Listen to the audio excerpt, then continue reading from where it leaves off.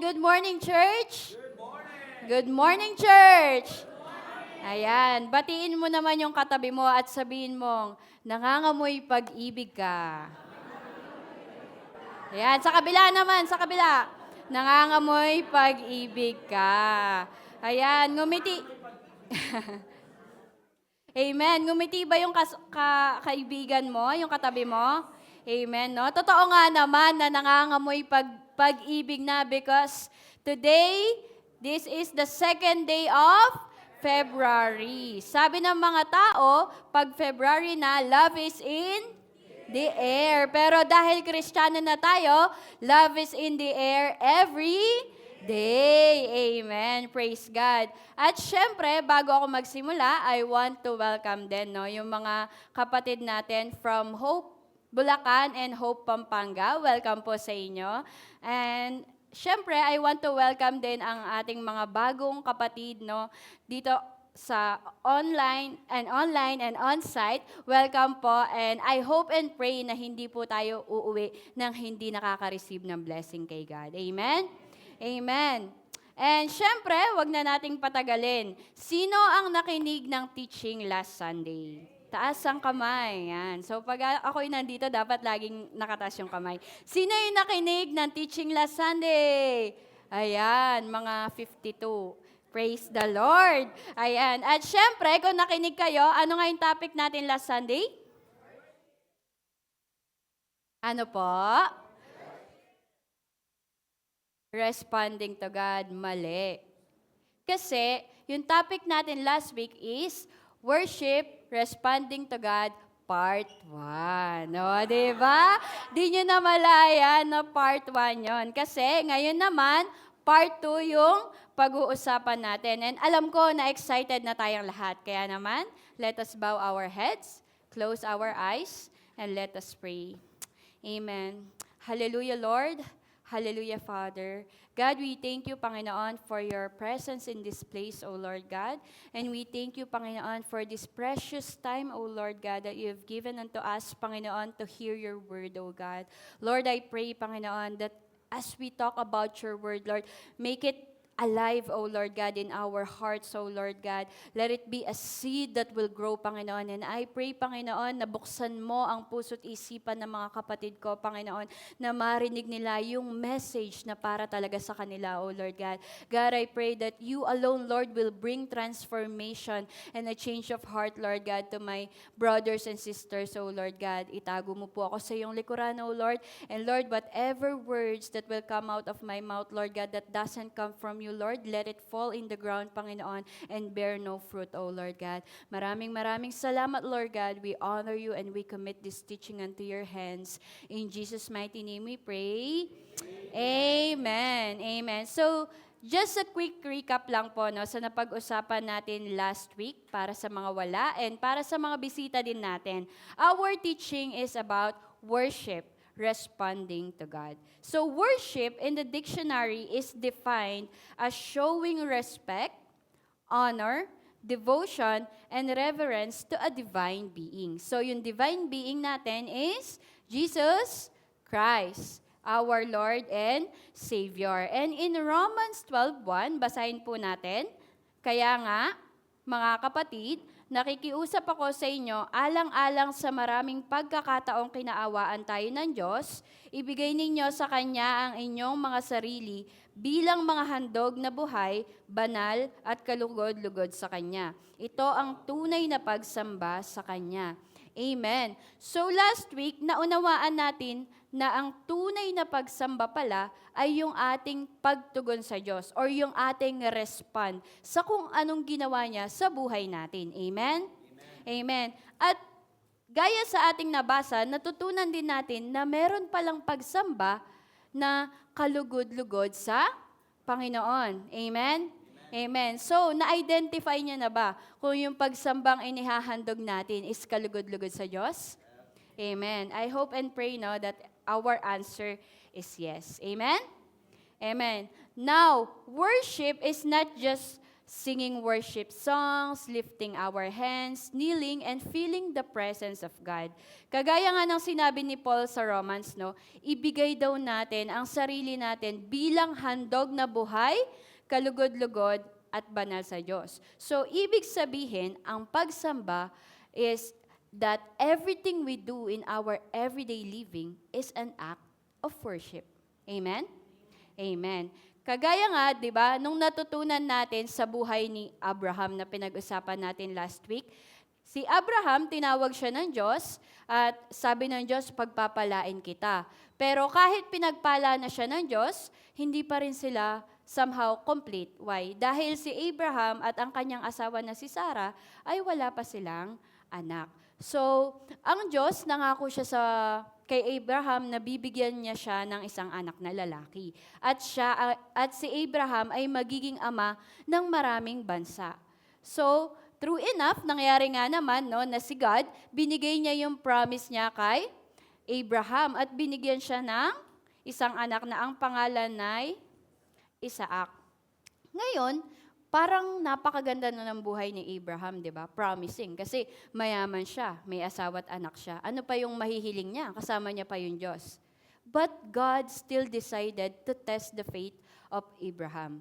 Kaya naman, makikita din natin kung paano nag-respond si Abraham. Kung paano niya ipinakita ang tunay na pagsamba niya sa Diyos. Amen? Kaya ang natutunan natin last week about worship is, number 1, worship is sacrificial giving. Amen. So nakita natin no kung paano ipinagkaloob ni Abraham ng bukal sa kanyang puso ang kaisa-isa niyang anak sa Diyos na si Isaac. So matagal niya na yung inantay, matagal niyang pinagpray. So kumbaga si Isaac is a miracle to him.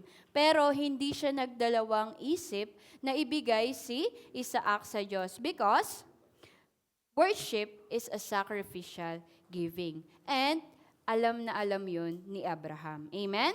Amen. Pangalawa, ano natutunan natin? Worship is not cheap. Kahit pinakamamahal ni Abraham si Isaac dahil kaisa-isa niyang anak to, no? Tapos siguro sa pananaw ni Abraham, ang tawag dito, parang buhay niya na rin si Isaac kasi kaisa-isang anak, tas matagal pa bago niya nakamit. Pero hindi pa rin siya nagdalawang isip na i-let go si Isaac para sa Diyos. Because the value of Isaac to him is no more than the value of God in his life. Amen? Amen. Kaya kahit masakit, Abraham understood that worship is not cheap. It must cost him. Amen? Number 3, worship is equivalent of your faith. How is it equivalent? So, si Abraham, ipinakita niya din sa atin na kahit alam na alam niya sa kaibuturan ng puso niya na nung naglalakbay sila papunta sa bundok ng Moriah para i-sacrifice si Isaac, at sinabi niya sa mga alipin niya, dito lang kayo, babalik kami ng anak ko. Alam na alam niya sa isip niya, napapatay niya si Isaac. Tapos nagtanong si Isaac sa kanya, Ama, ano po yung ihahandog natin? Bakit meron tayong dalang panggatong? Meron tayong dalang pangsiga? Pero bakit wala po tayong tupa? Alam mo yung sagot ni Abraham? The Lord will provide. Alam na alam niya sa isip niya na kailangan niyang patayin si Isaac para maging sacrifice. But because of his faith na mabuti ang Diyos, na tapat ang Panginoon, na hindi siya papabayaan ng Diyos. Sinabi niya pa rin na babalik sila na kasama si Isaac at magbibigay ang Diyos ng tupa na kapalit ni Isaac. Amen? Amen. So, iyon po yung tatlong natutunan natin last week. And alam ko na somehow na-i-apply na natin yon. Pero hindi pa po doon natatapos kasi meron pa. Ready na po ba kayo? Amen. So, kung ready na kayo, ituloy na natin sa point number 4. Worship is complete obedience. So, ganun pala yung pagsunod. Meron palang complete. So, ibig sabihin may incomplete din na pagsunod. Tignan natin, no? Basahin po natin sa Genesis chapter 22, verses 3 to 4. Kinabukasan, maagang nagsibak si Abraham ng mga kahoy na gagamitin sa paghahandog. At isinakay niya ito sa asno. Lumakad siya kasama si Isaac at ang dalawa niyang aliping lalaki papunta sa lugar na sinasabi sa kanya ng Diyos. Nang ikatlong araw ng kanilang paglalakbay, nakita ni Abraham sa di kalayuan ang lugar na sinasabi sa kanya ng Diyos. So nakita po natin na sumunod si Abraham. Pero sa paanong paraan? Sa pagsunod ni Abraham, meron tayong matututunan na 4 na way kung paano sumunod. Number 1, silent obedience. So si Abraham, nag-obey siya silently. So natanggap niya yung utos mula sa Diyos. Tapos, gusto ng Diyos na ihandog niya si Isaac bilang handog na sinusunog para sa kanya. So, syempre, imagine niyo sa mga parents dito, kahit 5 pa yung anak nyo, kung hihingin sa inyo yung isang anak nyo para maging handog na sinusunog, papayag pa kayo? Di ba hindi? Napakahirap na yun sa side ni Abraham. Kasi, matandang-matanda na siya, tapos nakamit niya yung baby niya, ay yung anak niya na si Isaac. Tapos pagkatapos nun, hihingin lang ng Diyos para sunugin. Parang too much naman yun, di ba? But you know what? Anong nabasa natin dito? After siyang inutusan ng Diyos, ang sabi diyan, kinabukasan. Sabi diyan, kinabukasan, maagang nagsibak si Abraham ng mga kahoy. So yung ginamit na word, kinabukasan. Hindi makalipas ang ilang araw. Hindi makalipas ang isang buwan o isang taon. Ibig sabihin, nag-obey agad si Abraham. He silently obeyed. Wala siyang sinabi. Natulog lang siya, tapos kinabukasan, sumunod na siya. Kahit siguro masakit na masakit pa sa kanya, kahit hindi niya alam kung ibibigay niya ba talaga yung anak niya, pero sumunod pa rin siya. Why? Because he trusted the Lord. Amen? Amen. Tahimik siyang sumunod, hindi siya nagreklamo. Pwede niya sabihin, Lord, bakit naman siya? Pwede bang yung mga, mga tupa ko, mga alaga ko, marami ako niyan, binigyan mo ako niyan. Pero, hindi siya nagreklamo. No, hindi kagaya ni Moses. Nung inutusan ng Diyos si Moses, bakit ako? Nabubulol-bulol ako. Di ba? Sabi ni Moses. O kaya sabi niya kay Ananias, sabi ni Jesus, Lord, alam mo naman pumapatay yun eh. Bakit ako yung papapuntahin mo? Nagreklamo sila, di ba? Nakipag-negotiate sila sa Diyos. Pero nakita natin dito that Abraham did not say anything. He just silently obeyed. Amen. Amen. So, kahit sa paningin niya, actually pwede siyang i-judge eh. Kung iisipin mo, di ba, dadalhin niya yung anak niya, tapos sabihin ni Sarah, ano kayo? Bakit may dala kang panggatong, tsaka tag dito? Apoy. Siyempre, kung ako yung nanay nun, magagalit ako, di ba? Baka maghiwalay pa kami ni Abraham. Pero, nakita natin yung obedience at yung tatag ng pananampalataya ni Abraham. So, with that, paano kaya tayo sumusunod sa Panginoon? Nagrereklamo ba tayo? O nakikipagtawaran tayo? Bukas na lang, Lord. Sige, Lord, pag lumingon siya talaga yung ipagpe-pray ko. Lumingon. Lord, baka hindi siya. Isa pa. Sige, Lord, sabihin mo na lang, gamitin mo yung ibang tao. Sumagot na naman si Lord. Nakikipagtawaran ka na naman. Ganyan tayo, di ba? Minsan, medyo masyado tayo mababait. Amen? So, remember, our response to God is equals to our view of God. And our response to God is equals to our worship to God. So kung ang view natin sa Diyos, nagdududa tayo, syempre, di tayo susunod. Tama ba?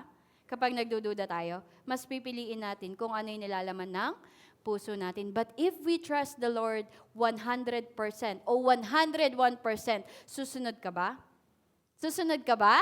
Amen. Praise God. So sabihin mo sa katabi mo, please be obedient. Amen. Ayan. So, magkaroon po tayo ng silent obedience. Wag silent disobedience. Amen? Amen. So, si Abraham, nakita po natin, ginawa niya yon kahit na parang masakit sa kanya kasi, kumbaga, yung tiwala niya sa Diyos, talagang puro, walang halo. Hindi siya nagduda. Kasi, ang ibig sabihin nun, yung pagmamahal ng Diyos, naramdaman niya. Dahil kapag hindi pa natin nararamdaman yung pagmamahal ng Diyos, yung babalot sa atin, takot. Takot lang. Dahil sabi po sa 1 John 4:18, walang anumang takot sa pag-ibig. Pinapawi ng ganap na pag-ibig ang anumang takot. Kung natatakot man ang isang tao, ito'y dahil sa takot na maparusahan at ipinapakita lang nito na hindi pa lubos na natupad sa kanya ang pag-ibig. Amen. Napatunayan nyo na ba na mahal kayo ng Diyos? Amen. Sigurado ba kayo na mahal kayo ng Diyos? Amen. So kung sigurado kayo na mahal kayo ng Diyos, have a silent obedience. Amen? Amen. Pangalawang obedience, prepared obedience. Basahin po natin sa Genesis chapter 22 verse 6. Ipinapasan ni Abraham kay Isaac ang mga kahoy na gagamitin sa paghahandog at siya ang nagdala ng itak at sulo. So mababasa natin dyan, di ba? Nag-prepare si Abraham ng itak at sulo. Dahil alam niya sa sarili niya na maghahandog siya. Kaya yung preparation niya, gumising siya ng maaga. Nagsibak siya ng kahoy.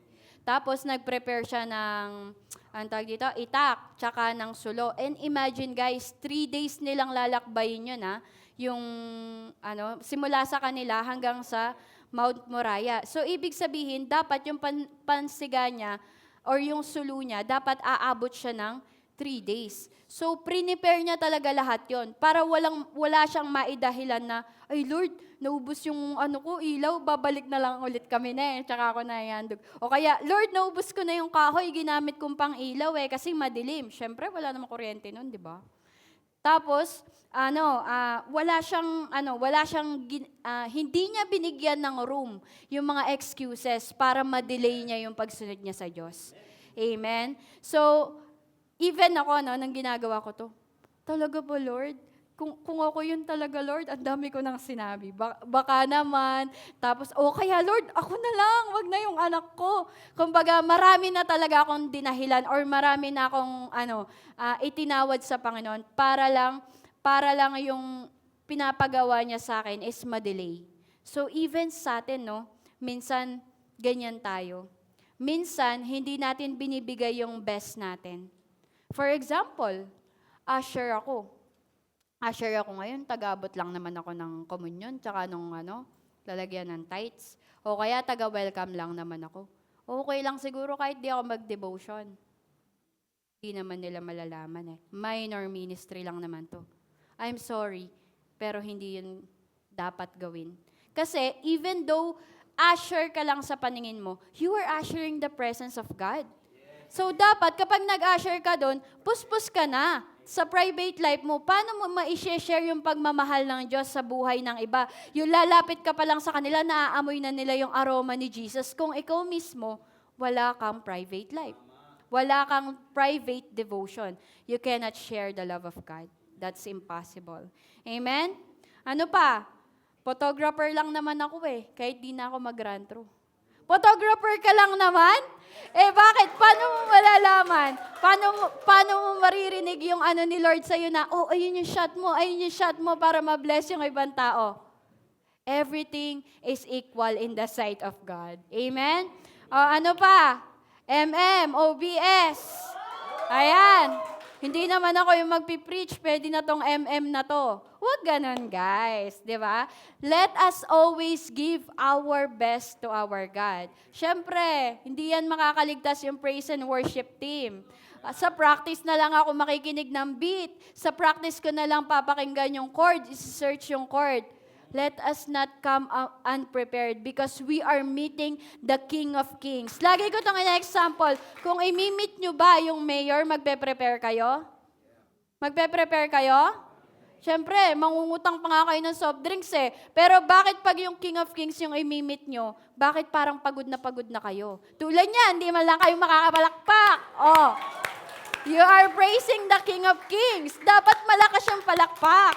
Amen? Amen? Actually, ako din eh. Kasi, as I was doing the teaching, sabi ko, oh nga na, prepared obedience. Tapos niremind ako ni Lord, ikaw ne, porket part 2 na yung teaching mo, tinitake mo na for granted. Tapos, sabi ko, hindi naman Lord. Siyempre, meron na akong konting idea, sabi ko, Lord. Sabi ko, tas sabi niya sa akin, bakit? Am I a lesser God in the part 1 compared to the part 2? Tanungin ko kayo, is God a lesser God in your life group more than the Sunday service? No.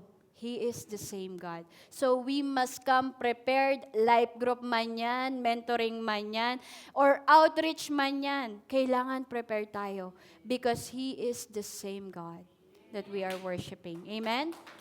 Amen. So syempre, in short, nagrepent ako. Sabi ko, sorry Lord, patawarin mo na ako. Sige Lord, magpa-part 3 pa ako. So ibig sabihin, may part 3 pa tayo. Joke lang.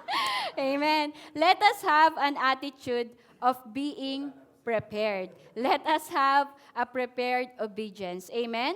Because if we are saying that we love the Lord, we must give our bestest worship sa Kanya. Yung best na best na best para sa ating Panginoon. Amen? Amen. So number 3, patient obedience. Ano ba yung patient obedience na yan? Hindi ako magjo-joke. Basahin po natin Genesis chapter 22 verse 9. Long araw ng kanilang paglalakbay, nakita ni Abraham sa di kalayuan ang lugar na sinabi sa kanya ng Diyos. Amen.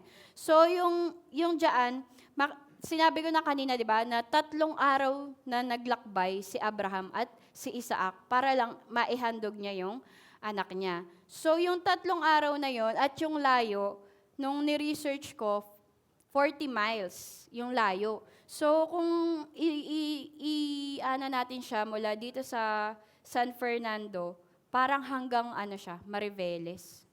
Hanggang bungad ng Mariveles, ganun. 40 miles. Ang layo, di ba? Tapos imagine niyo yung mga yung mga daan, hindi pa naman sementado eh. Tama ba? Bako-bako, maalikabok, wala ring sasakyan nun. Yung sasakyan nila, mga hayop, or ano man tawag doon? Asno. Ganun yung sinasakyan nila.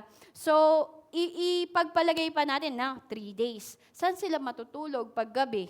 O paano kapag malamig pala doon? O kaya sobrang init naman sa umaga?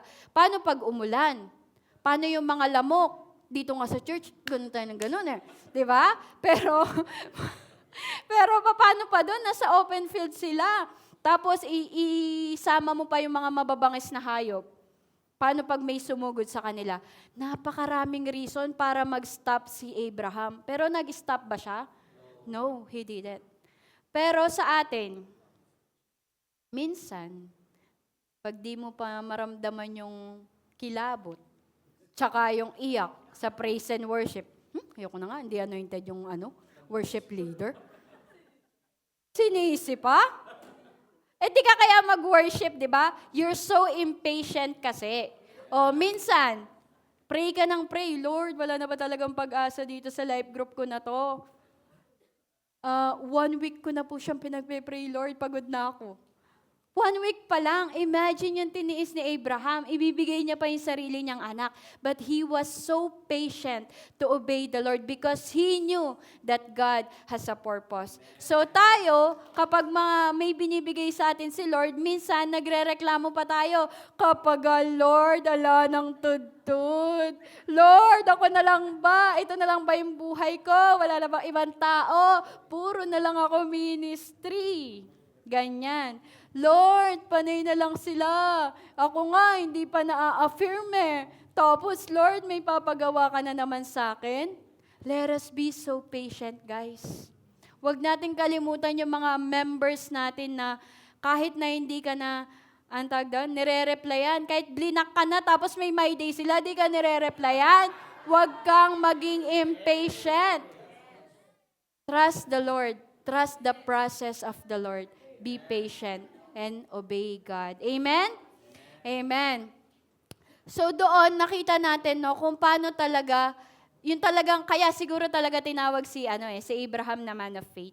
Kasi yung faith niya talaga, hindi kailanman nagmaliw. Kahit gano'n nakahirap yung mga pinagdaanan niya. Amen? So sabihin mo sa katabi mo ngayon, obey patiently. Ayan. Amen. Tignan mo nga kung nakangiti o nakasimangot. Obey patiently. Amen. Number 4, detailed obedience. Ayan. Basahin natin si Genesis 22 verse 9. Nang dumating sila sa lugar na sinasabi ng Diyos, gumawa si Abraham ng altar na bato, at inihanda niya ang mga kahoy sa ibabaw nito. Pagkatapos, iginapos niya si Isaac at inihiga sa ibabaw ng altar. So, makikita natin dyan sa picture, ayan. Tingnan niyo po yung yung bato. Kung nasa itaas ka ng bundok, may pantay-pantay bang ganyang bato? E di ibig sabihin, hinanap pa isa-isa yan ni Abraham. Tapos, sabi niya, gumawa siya ng altar na bato. Ibig sabihin, it will take time. Tapos, isinalansan niya yung kahoy sa ibabaw nun. Hindi lang niya basta ginanon. Hindi niya lang basta, anak ko naman yung isusurrender ko, pwede na yan. Hindi. Di ba? Di ba? Tapos, ang ginawa niya, sinalansan niya talaga. Tapos, unti-unti niya pang ginapos si Isaac para di makatakas. Kasi pwede naman talagang tumakas si Isaac. Kumbaga, si Isaac, tinuring niya na talagang handog. Hindi niya na tinira kung ano yung nararamdaman niya. Tama ba? Amen. So, tayo kaya, imagine niyo lang, kung tayo, sa mga simpleng mga pinapagawa sa atin ng Diyos, minsan, pwede na yan, Lord. Kasi, masakit na nga yung nararamdaman ko, nilalagnat na nga ako, pinag-outreach mo pa ako Lord. Pwede na yan, at least na-sharean ko siya. No. When we obey with, with a heavy heart, we tend to forget the details. Remember guys, God sees our heart. Nakikita niya kung ano talaga yung desire ng puso natin. So if we really desire to give the best to Him, we will be careful of details. Katulad ng ginawa ni Abraham. Diba? Napakadali na lang sunugin Pero binigay niya pa rin yung the best niya. Kaya nga din ako, to be honest, gusto ko nang i-cut to Mahaba kasi itong teaching na to. Tapos sabi ko, Lord, ko na lang kaya, daanan ko na lang kaya itong mga points na to. Na-rebuke na naman ako. Siyempre, detailed obedience nga kung kailangan tong marinig ng tao ngayon, bakit ko siya shortcutin? Diba? Kailangang marinig ng tao ngayon. That's why, binigay ni Lord sa akin to. Amen? Amen. So, guys, let us always remember, let us follow the standard of God. Never ever settle sa standard ng tao. Why? Because we are a God pleaser, not a people pleaser. Amen? Amen. Detailed obedience. Dahil sabi din po sa 1 Samuel 15:22, magot si Samuel, mas nalulugod ba ang Panginoon sa mga handog ninyo kaysa sa pagsunod sa Kanya? Ang pagsunod sa Panginoon ay mas mabuti kaysa sa mga handog. Ang pakikinig sa Kanya ay mas mabuti kaysa sa paghahandog ng mga taba ng tupa. Amen. Obedience is better than sacrifice. So kung may ini-instruct sa atin si Lord, let us be careful to listen and careful to obey with details. Amen? Amen. So ngayon, ayun ang 4 na pagsunod ni Abraham. Kaya naman, sabihin mo sa katabi mo, let's have a complete obedience, not partial. Yan. Wag po tayo sumunod ng partial. Di naman Bombay si Lord. Walang partial payment. Dapat buo. Amen. Amen. Point number 5. Worship includes an altar. So, pwede po ba nating balik sa picture kanina? Ayan. Ayan po yung altar. So, sa altar na to, dyan sinusunog yung mga handog. Dyan dinadala yung mga ihahandog na kailangan patayin at sunugin. So, noong unang panahon kasi, ganyan yung itsura ng altar na ginagawa nila sa bundok. Pero yung altar na nasa simbahan nila, iba yung itsura nun. Pero tayo, in the New Testament, meron ng bagong altar. Hindi na katulad nito. Alam nyo ba kung ano yon? Ano yung new altar? Ano po? Heart. Amen. Ang new altar ay ang puso natin. Bakit? Because this is where the death and the burning should start. Paano death and burning sinasabi mo, te? Puso yun. Because everything na nasa puso na to, na hindi makakalugod sa Diyos, ay dapat sunugin at kailangang mamatay in the presence of God. Amen? Naniniwala ba kayo? So ano-ano ba yon? Ano-ano yon? Pride. Pride, di ba? Yung ayokong mapahiya, Lord. Ayokong ma-reject. So, kailangan niyang sunugin sa puso natin. Kailangan alisin yan, mawala sa puso natin para makasunod tayo ng maayos sa Diyos. Amen? Ano pa? Emotion. Panay na lang akong kinukorek. Lagi na lang ako yung nakikita niyan. Hindi pa nga ako in-affirm. Tapos pag nakita ko, yung ano, panay na lang ganon. Wala na ba akong ginawang tama? May mga nagtatas ng kamay doon na, Pastor. Kausapin niyo po mamaya. Ayan, ano pa? Lust of the flesh. Ano tong lust of the flesh? Hindi lang to limited sa pagkain. Kasama din dito yung mga luho. Panonood ng Netflix. ML ng ML, hindi na nag-devotion. Lomi ng Lomi, hindi na nag-LG. Tambay ng tambay. Umaabot ng alauna ng madaling araw. Oh. Dapat ganun. Pag nag-LG kayo, dapat ganun. Umaabot ng madaling araw, kakausap nyo tungkol sa Diyos. Di ba? Amen? Amen. Ano pa? Ano pa yung kailangan masunog? Actually, even our crowns. Ano yung crowns? Yung mga achievements natin. Kung ano yung narating natin sa buhay, even in the spiritual realm. Bakit? Kasi minsan, kapag may nararating ka na, even in the spiritual, even it is spiritual achievements, minsan napupunta dito. Nagiging crown natin. Kaya dapat, let us always be careful and always ask the Lord to seek our heart, to search our heart, kung ano ba talaga yung dapat mawala. Because God wants a humble heart. Amen? Amen. So, everything must die in the presence of God in order for us to live in complete relationship with Him and in the likeness of Jesus. Amen? In everything I meant, yung buong sarili natin. As in, for example, ako, dapat mamatay talaga si Jovel. Dapat wala nang matirang Jovel para si Jesus yung mabuhay sa physical na katawan ko. Amen? Because Jesus cannot live here kung si Jobel pa yung nag-occupy. Tama ba? Kunwari, sa isang kwarto, papaupahan mo. Kunwari, ano na lang, pareho kayong bed spacer, dalawa kayo. Di ba mahirap? Kasi meron kang gusto na ayaw niya. Meron kang ayaw na gusto niya. So, minsan, hindi talaga kayo nagkakasundo.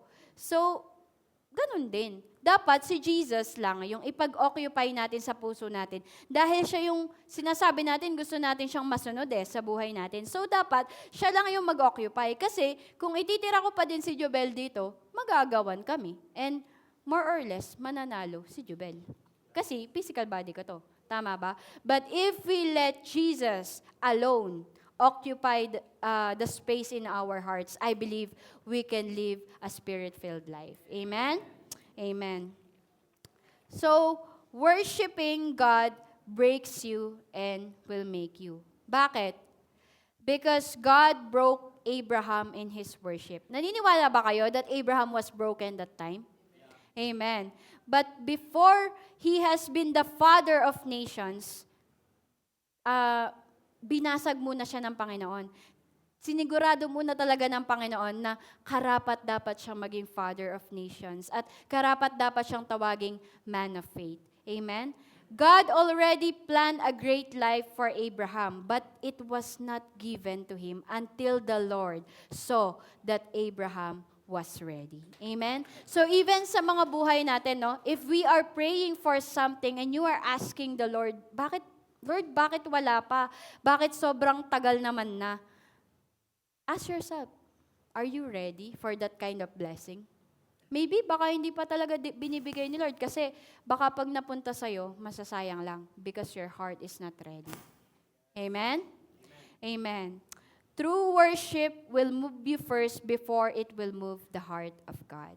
Amen. So in everything na napag-usapan natin today, I hope and I pray that you already have the clarity kung ano talaga ang tunay na pagsamba or true worship that is pleasing in God's eye. Amen.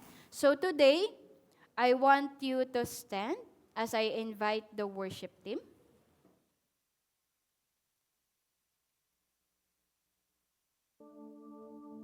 And as we close our eyes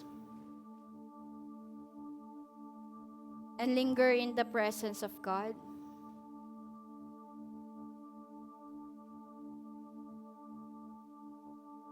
let us take time to listen and feel His presence today. Let us reflect. Hayaan nating siyasatin ng Diyos ang ating mga puso. What is reigning in our hearts today that keeps us from giving our best and true and honest worship to God? You know, church, we have the idea of worship because of God. God is love, and God so loved the world. He loves me so much, He loves you so much, and it breaks the heart of God to see us living in sin and in darkness. Kaya alam mo kung ano yung ginawa ng Diyos? Out of His great love, He responded. He responded by sacrificially giving His one and only Son. Yes, Jesus, whom He loved so much, He was given to be a sacrifice. Jesus, His most prized possession, He was given to be a sacrifice that will never be cheap. Because it cost God everything. It cost Him Jesus. And He gave Him up because He loves us. And He wants the best for us.